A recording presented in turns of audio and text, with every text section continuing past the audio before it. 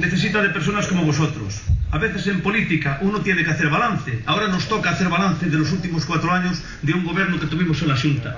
Yo no voy a hacer el balance, porque mi voto está claro, y creo que el de vosotros también. Pero yo lo que os pido aquí, a los jóvenes, a los más jóvenes, a los que estáis hoy aquí con nosotros, es que reflexionéis muy bien. Y los que creéis firmemente en nosotros, no solamente nos deis vuestro voto, sino que le pidáis a vuestros amigos que también nos apoyen, porque hay una gran persona, un nuevo presidente en Galicia, que va a llevar a Galicia a las más altas cotas de moralidad. Esa persona es Alberto Núñez Feijóo.